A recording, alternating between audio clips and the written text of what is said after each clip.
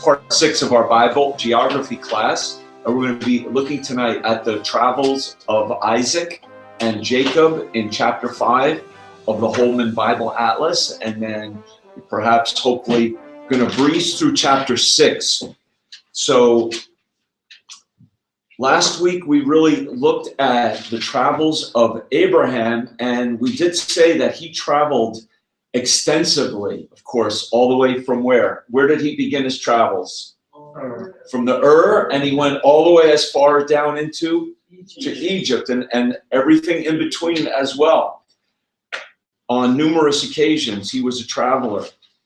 And he settled. What was the main city where Abraham settled? Finally. Beersheba. That would be Beersheba. And so we looked at this where Abraham settled there in Beersheba, and here's a well that's in Beersheba in this area. And this area, what's the larger region around Beersheba? We said it was called the what? That area, it's called, well, you could see it on page 47 in your map there. It's called the Negev. The Negev. Actually, it really should be Negev, but the book says Negev. So that's the Negev. And we showed you a number of pictures of this region, and I'll show you more. But it's very dry. It's a very dry area. And when I was looking up verses about this, I found a verse. If you could turn to Psalm 126 and verse 4. Psalm 126 verse 4. And here is actually the Hebrew word Negev in the text. But I think it's translated that way in some modern translations, but it's the Hebrew word. And so Psalm 126 verse 4, and what does that verse say? Who's got that? Turn again our captivity, O Lord, as the streams in the south. Okay, and the word south is Negev. It's the Hebrew word Negev. And because Negev was, of course, in the southern region of Israel, in the south. And so what was highly valued in this region? It even said, water, the streams, when it rained, and the water, the streams in the south. Turn again our captivity. Just like, they were parts, they would feel like losing energy and spirit and hope. And then there would be rain and streams. So God, that's the idea of that psalm, is turn our hopelessness into hope, like streams in the south. So that word is translated that way in the Old Testament. Okay, so let's look at Isaac. Now, he doesn't even have anything for Isaac in your book. Did you notice that? It goes from Abraham to Jacob. You skip. Isaac is the three persons of the Trinity, almost like the Holy Spirit is the neglected person, although he's so important, the Holy Spirit. Isaac is the neglected patriarch. And so I wanted to include him, though, in our study. So I do have a portion in our notes. So in his early years, Isaac, because of where Abraham settled, where do you think he was born? In Beersheba. So that's number one there. He was born in Beersheba, and so he was raised in this region of the Negev, in the south. Of course, he traveled with Abraham to Mount Moriah. Then he returned to Beersheba. He lived in Beersheba, it seems, through his middle-aged life. And then he moved to this well, because we meet him in Genesis 24 and verse 62. Genesis chapter 24, verse 62. Who could read that? Genesis 24 and verse 62. Bailey, do you have that? And Isaac came from the way of the well of Lahairoi, where he dwelt in the south country. Okay, so there it speaks about this well, Lahairoi. And this was I believe, in the same general area of the Negev. And oh yeah, okay, so it's actually here. It's on this map that I have up here. So it's even south of Beersheba, according to this map. Okay, so but it's again in rough country, dry lands, the south. So that's Lahairoi, where he married Rebecca. Rebecca was brought to him there. And then we see him in Genesis chapter 26. It says there was a famine in the land beside the first famine, and Isaac went to Abimelech, king of the Philistines in Gerar. So find Gerar on your map. It's toward the coastal plain, so it's not in the mountains. So there you could understand if it's famine in the Negev, which means it got so dry he couldn't survive because it was already dry. So what did he do? He moved toward water. He moved toward the Mediterranean Sea, where it would be. I thought I had I think I have a picture of Gerar. I have a picture that I showed you last week. I think I have another one, but so he moved to Gerar during the famine, and then he moved in this chapter. This is where the Philistines were stopping up his wells. And so he moved from place to place. Why? For water. For water. So we see in verse 17 of Genesis 26, Isaac departed and pitched his tent in the valley of Gerar and dwelt there. And then verse 18, Isaac digged again the wells of water, and he called them these different names. And verse 20, the herdmen of Gerar did strive with Isaac's herdmen, and he called the name of that well Isaac. Yeah, or I don't know how you put the pronunciation on it, but here's Isaac here. Here's Gerar. So Isaac is just going east from Gerar, a little south. And then from there, in verse 21 to Sitnah, because they kept striving for the water. It was so valuable. And then from there, in verse 22, he moved to he had his project Rehoboth. So when you keep getting kicked out, and because of the value of land and the value of water, you keep moving until you can find a place to settle down. So he moved then to Rehoboth. That's the blank number 3. From Sitnah to Rehoboth. And then he went back to Beersheba. From there, from Rehoboth, he went back here to Beersheba. Perhaps the famine easing, moved back to Beersheba in Genesis chapter 26 and verse 23, and went up from thence to Beersheba. So notice the movements, though. I mean, the last time I moved was 1993.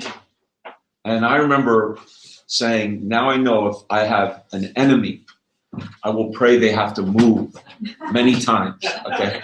But I've never prayed that for anyone. Okay. So I don't have any enemies. But I thought moving is just no fun. But that's how they lived. They moved. It's in a constant way because of their flocks, their sheep. They had to find water. They have to find pasture, land for them to graze. And so here it was. He moved from Gerar to Isaac to Sitnah to Rehoboth to Beersheba. But his movements are nothing like Abraham. It was all in this one region pretty much. So in his last days then, he moved to Hebron, which is just right here. And there he died, and he was buried in the cave of Machpelah, and that's Genesis 35. Jacob comes to him just before he dies. Jacob sees Isaac, and then Isaac dies. When Jacob came, it says in Genesis 35:27, Jacob came to Isaac his father unto Mamre, which also is what? The Mamre was an area, the plains, often called the plains of Mamre. That's at the top of page 26. But that's also the plains of Mamre were where? In Hebron. It says he came to him in Hebron, to the city of Arba, which is Hebron. So associate the plains of Mamre to Hebron. And also, what was in the plains of Mamre? The cave of Machpelah. The cave of Machpelah. So it was all in this area. Okay? So again, what we're trying to do is get you familiar with these names and where they sit on the map. Where they sit on the map. So again, all in the southern region of Israel, just a little bit west of the Dead Sea area is Hebron. This is more in the mountains, the western mountains. So we see Isaac pretty much just here throughout his life. He didn't start in the Ur. He thought about going to Egypt. God said, no, don't do that. So he pretty much, from what we know, stayed right in this region. He didn't travel. Remember, he didn't travel to get his wife. Yeah, they brought him. He had it. He was like, he had it easier. He had it pretty easy in comparison. Okay, any questions about Isaac? So that's Isaac. There was nothing in our book about him, so that was extra. So now on page 27, we see the travels of Jacob. Jacob grew up also in this vicinity, the vicinity of Beersheba and Gerar, in this region, the Negev. And there is a map of his travels on page 48, so you'll want to turn there, definitely. And now Jacob was much more like Abraham when it comes to his travels. So now what did Jacob have to do to get a wife? Was his wife brought to her? No. He went to his mother's brother, who was a rascal, Laban. So, Jacob was the supplanter, the deceiver, the one who was always conniving. And did he ever reap what he sowed? He is the quintessential biblical example to me of you reap what you sow, because he sowed deception and he reaped it back from Esau and Laban, and also his sons who deceived him, thinking, Joseph was dead all those years. But so he had a tough life. And he even said that he did. Okay, so he grew up in this region, Gerar, Beersheba, in the Negev. So he left Beersheba and he went to Haran. Remember who had stopped and lived in Haran for a season? Abraham. The one thing about this, though, is I'm like super dark, because I think this is putting off light, but people don't care if I'm dark. Okay. All right, so he went to Padan Aram. Padan Aram, that's the blank number 2. And this is off our map, but let me, it's off of this map, but it's, let's see, where would we find it? It would be on page 46 map. You see Padan Aram. It's right at the top of the triangle. If you go up the intercoastal highway and then it goes down into Mesopotamia, you see where Padan Aram is? At the top there. Okay, so that's where he goes, and he lives there for many years, doesn't he? First for Rachel, but he didn't get Rachel. He got Leah, so then he... Do we know why? Is there Why? another family? Why? And Why? why did he go there? For a wife. Oh, Yeah. Following them.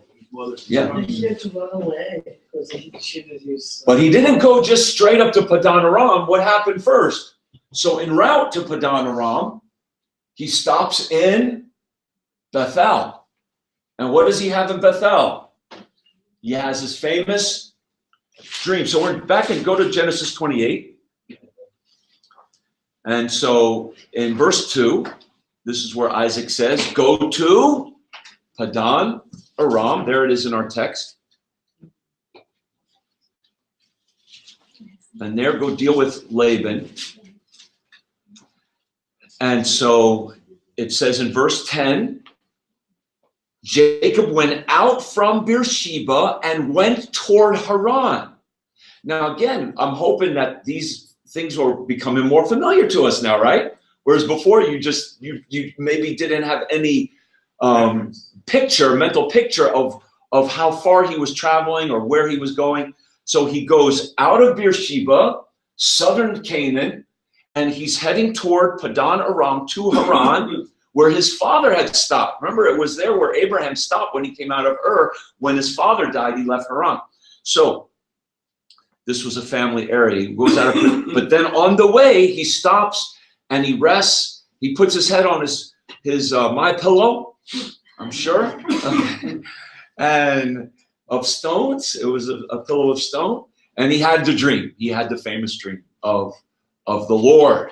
By the way, I love this, where it says in verse 12, if you're in Genesis 28, where it says he dreamed. Notice the beholds in the text. That's what I like. It says, and behold, and what does it say after the first behold in verse 12? A ladder, okay? So behold a ladder. So you're looking at the ladder. And then the next behold in verse 12, behold the angels. So you move from, you see the ladder, and now look at the angels up and down the ladder. And then verse 13, what's the third behold? The Lord at the top of the ladder in heaven.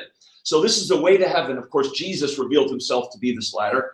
But here, the Lord is above it. And here God gives Jacob the promise that the Messiah, the seed of the woman that would save the world, will come through him. He doesn't have to get it through scheming, as he had bought he traded the birthright with Esau. He lied, dressed up like he was Esau to get the blessing. But God says, you don't have to do it that way. I will bless you. So, and then the fourth behold in the text is actually verse 15. And what's that behold? I am with you. The promise. So there's the promise. So you have the ladder, you have the angels, you have the Lord, and then he makes the promise. And Jacob woke up. So that was in Bethel. The Lord is in this place. So he's on his way. He's going out of Israel up to Padan Aram. And there in Padan Aram, Jacob was, of course, married to who first? To Leah. That's the blank number 4. And then to Rachel. He bore all his sons there. He grew very prosperous. And then he returns, number 5, to Canaan. So he comes back to Canaan after many years. And he remember how he leaves. Does he tell Laban, hey, Laban, I'm going to go now? No. He escapes without Laban even knowing it. And Laban, when he finds out, isn't so happy. So what does he do? He comes after him. So if you look at Genesis 31 and verse 25, it says he fled.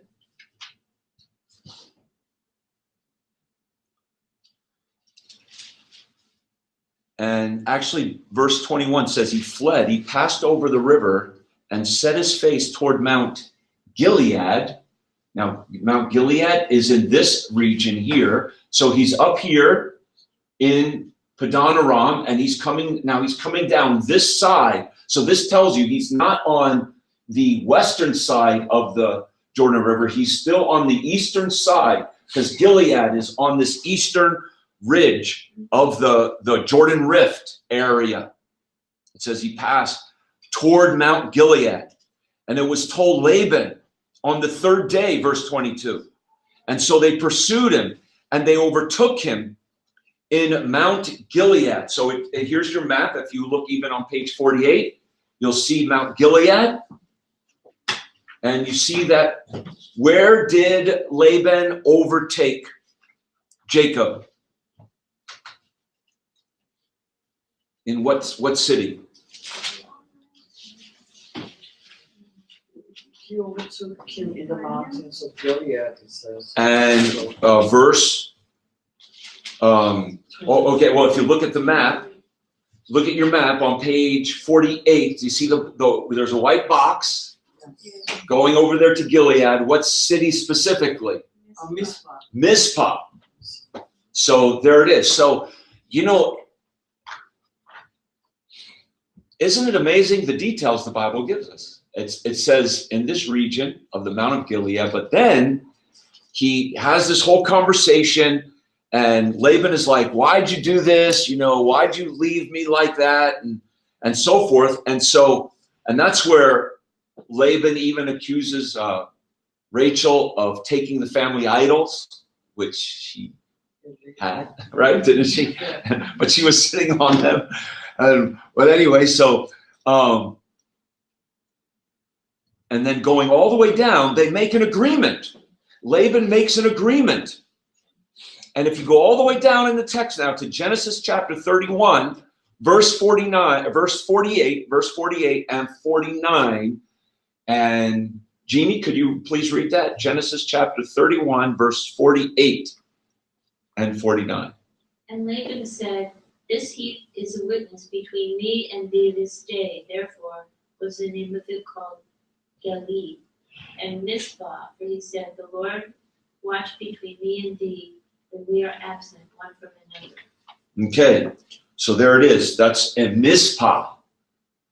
Right over in, right up here. Here's Mizpah, right south of Damascus.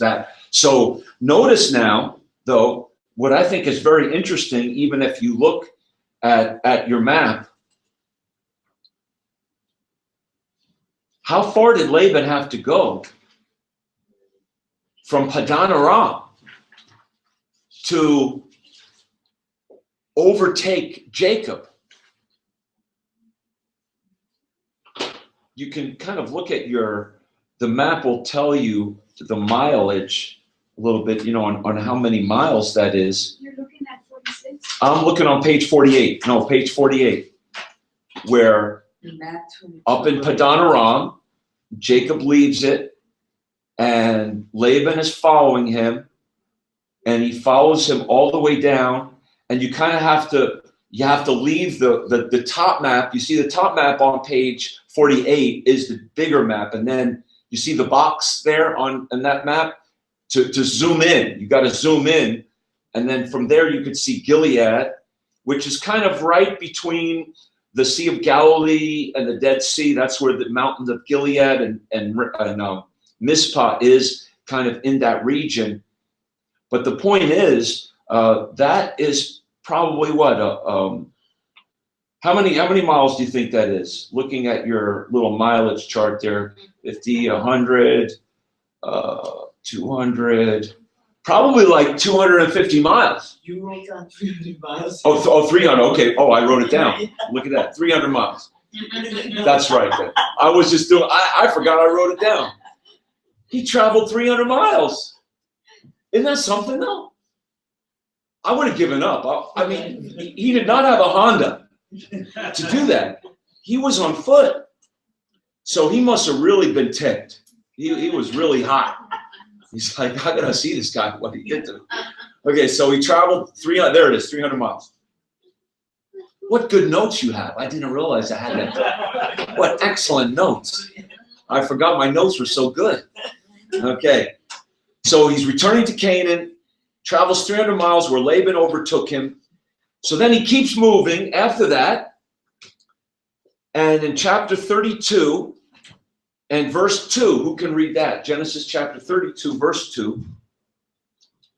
And when Jacob saw them, he said, this is God's host. And he called the name of that place Mahanaim. Okay, wow, that was good. Mahanaim. I like how you said that. Yeah, you were practicing, huh? Okay, so here he moves from Mizpah. Do you see that on your map then? Just a little further down. And the names are all given for us to follow. The names of these places. Where the angels of God met him. And preparing him now to meet Esau. Because really, that's probably why he stayed up there in Padan Aram so long. Because he knew if he left there, somewhere along the way, Esau's going to hunt him down. So, just think of this. Here's Jacob. He's got Laban hunting him from the north, and he's got Esau hunting him from the south. And he's getting squeezed in the middle, And So here the angels meet him.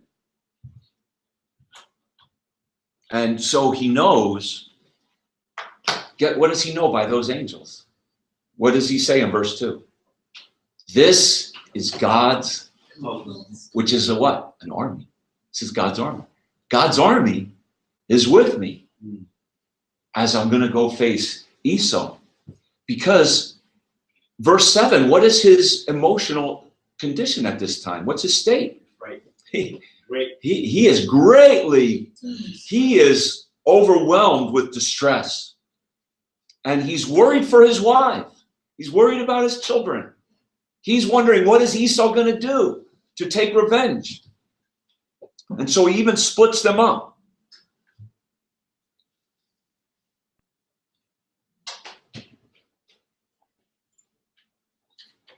And notice what he said in verse 10. What did he cross over when he left Beersheba and went to Padan Aram? He crossed over the Jordan. And now he's heading back toward the Jordan. So he makes reference to the Jordan, which again, this is right in this area. Here's Mahanaim, right here, right before the Jordan River. And so he's preparing to meet Esau. So here, before he meets Esau then, he's left alone. He sends his family over the brook. And in Genesis chapter 32, verse 22, what does it say there? Genesis 32, 22. He rose up that night and took his 2 wives and his 2 women servants and his 11 sons and passed over the Jordan brook. The four Jabbok. Yeah, the four Jabbok, the brook Jabbok. And so it doesn't say it's a river, a ford, which is more like a stream, which it is. So the Bible's accurate in its geography. So this is a picture that I was able to find online of the brook, which just looks like any old brook, really, but that is the ford or the brook Jabbok. That's letter C in your blanks, at River Jabbok. And it was here he wrestled with the angel of the Lord. And the angel of God, the pre-incarnate Christ, touched his thigh. And he walked with a limp the rest of his life.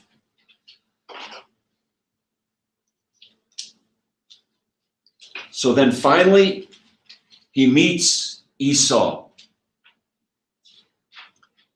And you know what? When he finally meets Esau, guess what? Did he have to be afraid? No. No, not at all. And you know what Esau even tells him? When Jacob's trying to, here, have this, take this, have my sheep, he's trying to really like calm down any anger that he thought Esau may have had. But what does Esau say? 3 words in verse 9. Those words must have really comforted Jacob so much. What were the 3 words? I have enough. I have, yeah. I'm good. I have enough. That must have really, that's good to know. Because so did Jacob. So God had taken care of Esau, all of that. I mean, he was pushed out of his house with a bottle of water at one point. And, I'm sorry, that was Ishmael. But anyway, God took care of Esau. So then Jacob finally met Esau, who then Esau returned to Edom, which is where? It's on the other side of the Dead Sea, south of the Dead Sea. Do you see Edom? That's the red line on your map on page 48. You see that? Yes. You see that's Edom, and that's where Esau went. So you had Esau moving that way, and then you had Laban moving from the north, all for Jacob. Jacob was the man.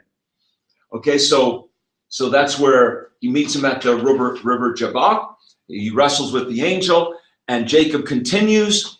And it says in verse 16 of Genesis 34, so Esau returned that day on his way to Seir, which is Edom. And Jacob journeyed to Succoth and built him a house and made booths. And he came to, verse 18, he came to what? Shalem, a city of Shechem. Okay?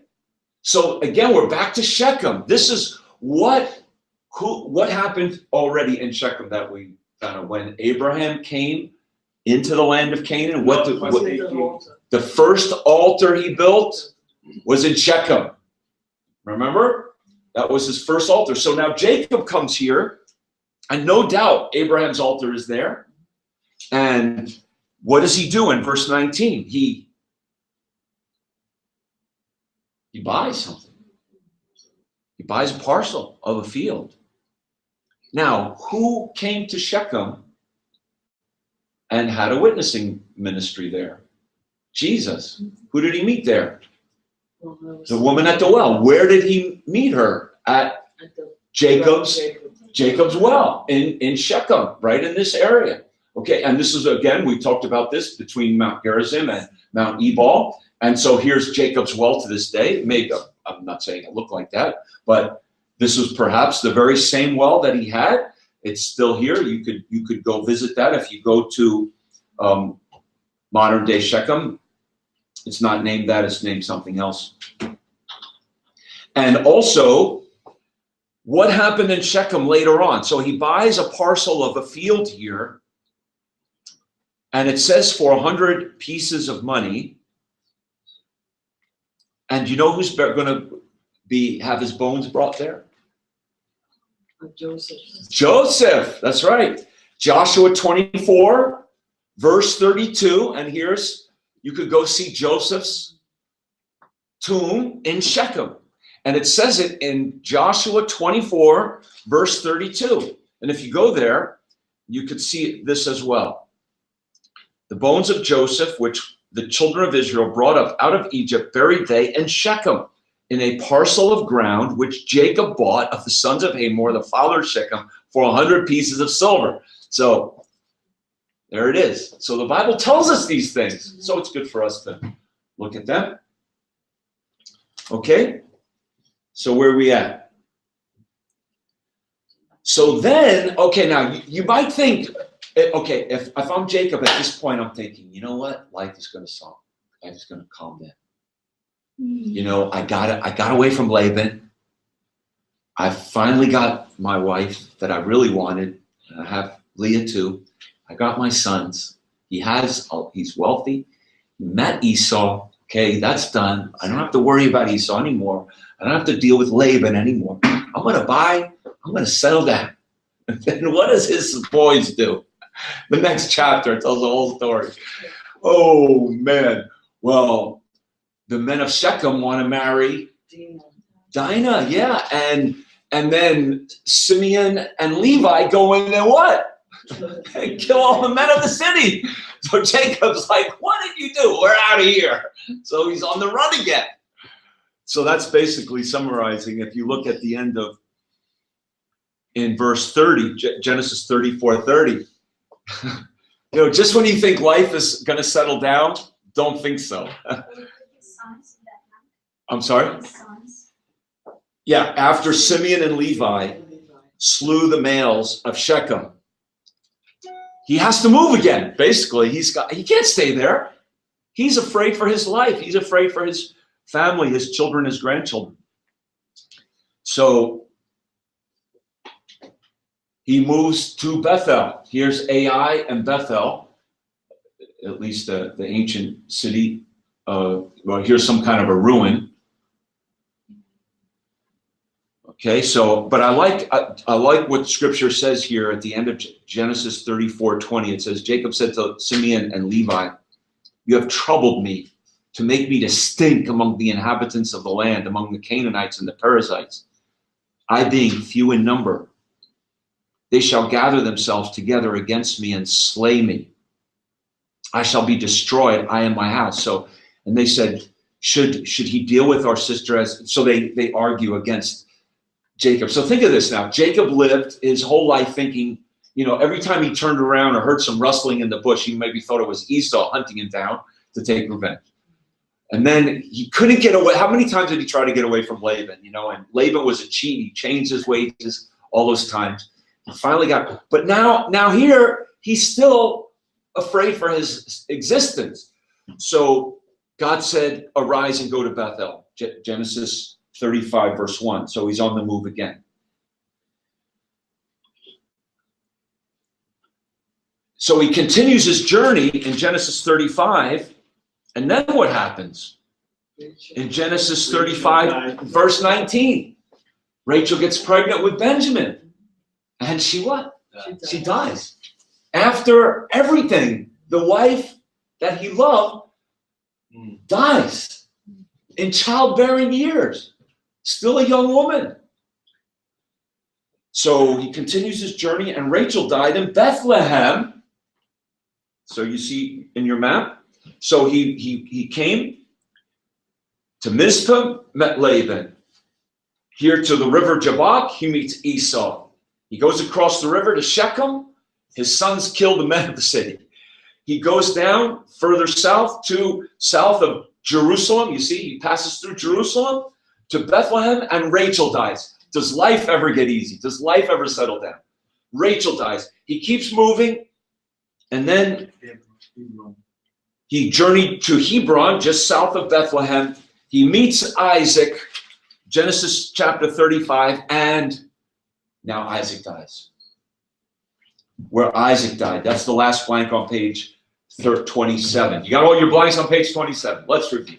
It's usually somebody, what's that blank? Let her see, or whatever. Okay. So isn't that an incredible travels though? I mean, what stress all along the way. Jacob remains then in the plains of Mamre, and then the whole Joseph story happens, and Jacob seems to be staying put that whole time. You know, when Joseph is, taken to Egypt, Jacob and his family seems to stay right in that area of the plains of Mamre. All throughout the Joseph narrative, until Jacob finds out that Joseph is alive, and notice what he does. And if you go to Genesis chapter number 46, chapter 46 of Genesis, when he finds out Joseph is alive, he takes everything. He just packs it all up. This is not a vacation. And he came to where? Beersheba. Now, don't you think that place would have memories? So here's Jacob in this region, again, of Beersheba, the Negev. He's looking at sand dunes, and he's looking perhaps at little pools of water along the way in this Negev, and he comes to Beersheba. And what would that spark in him? Memories of what? Of his childhood, of where his grandfather had lived and his father had lived. And he comes here and he makes an altar and he worships God, and God speaks to him and says, what are the two great words he speaks to Jacob, even at this time in his life? Fear not. I am thy God. I am God. Fear not. To go down into Egypt. Now remember, Abraham had went to Egypt. How'd that work out for him? Not so good. Isaac thought about going to Egypt, and God said what? Don't go. Now Jacob's on his way to Egypt. He might be thinking, should I go? But God says, don't be afraid. I'll take care of you. Just think of everything he had been through already. And God still has to tell him, fear not. And when Jacob meets Pharaoh, when Jacob goes down and he meets Pharaoh, he tells him, I'm not sure where it is, but he says, few and evil have been it's in Genesis 47. There it is. Genesis 47, verse 9. Here he summarizes his life. Genesis 47 and verse 9. Carrie, could you please read that? And Jacob said unto Pharaoh, the days of the years of my pilgrimage are 130 years. Few and evil have been the days of the years of my life been, and have not attained unto the days of the years of the life of my fathers in the days of their pilgrimage. Okay, so a summary of his life. So he went to Egypt, to the land of Goshen, and we'll look up a few verses about that in just a moment. And then when he dies, Joseph and his brethren carry his bones back and bury him where? In the cave of Machpelah, which is in the city of Hebron, okay? In the plains of Mamre. Okay? Okay, so then lastly, we just have Joseph, and we don't have much to say about Joseph, but here's the well, and we're done with our pictures for tonight. But letter D is Joseph and the entry into Egypt. And of course, Joseph was sold into slavery in Dothan. And there is a map, again, in your book on page 50. You see Dothan at the top of the green line. You see that on page 50. And it seems these travelers, they were tradesmen, they were merchantmen. They take the international, what highway is that? The international coastal highway, right down the coastal plain of Israel. They had been coming, perhaps they were Midianites, or they had traded in Mesopotamia. They were heading back toward Egypt, and now they have Joseph to trade. And so they take Joseph there into the land of Egypt. That's so Dothan is the blank number 1. Such caravans of traders were frequent. Joseph remained in Egypt, traveling only to Israel to bury Jacob, in order to bury him in the cave of Machpelah in the land of Mamre. But let's look at these verses.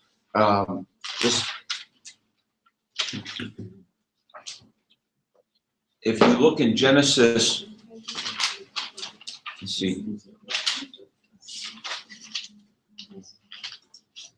Genesis 47:11, please. Genesis 47:11. So when they are in Egypt, and Mondello, can you please read that? Genesis 47:11.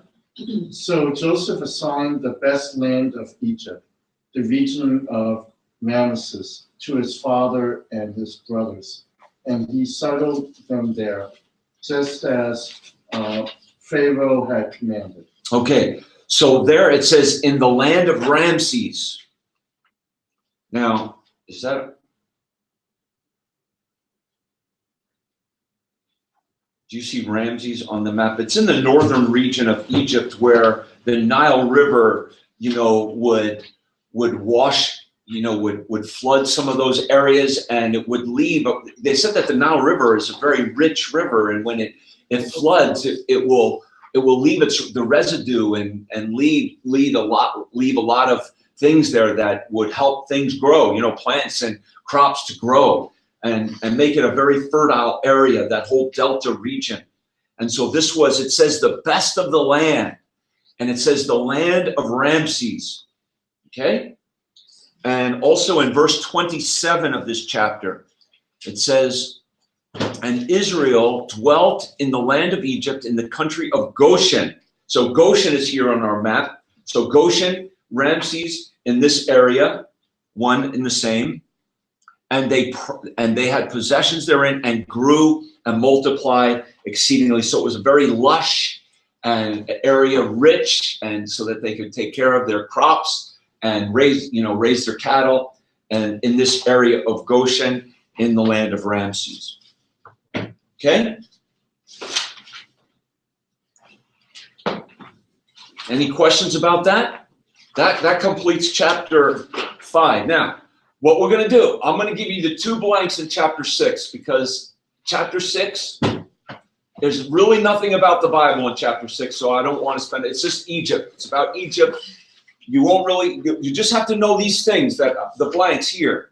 And you could read this. It's about the different pharaohs, and we'll talk more about this next week as well. There's 2 great questions that I was really confronted with that I didn't have answers to, and next week we're going to look at that. So it's going to be a very interesting class, I think, next week. We're going to talk about the time of the Exodus, and we're going to talk about the route of the Exodus next week. So, but all you need to know in chapter 6 is letter C, Egypt's heretic king, Akhenaten. This king established a residence there, which has yielded the Amarna tablets. And this is on page 56 in your book. So you might want to just circle that portion, because that is significant. and you have to know the Amarna tablets, right? You see on page 56 in the column there on the right-hand side of the page, about halfway down, he says there are 350 clay tablets inscribed, representing a portion of the royal correspondence. These letters came from Canaanite kings in Palestine and Syria and contained petitions for Egyptian help. So these Amarna letters, it says, reveal important information as to the overall picture of Canaan in 1350 BC.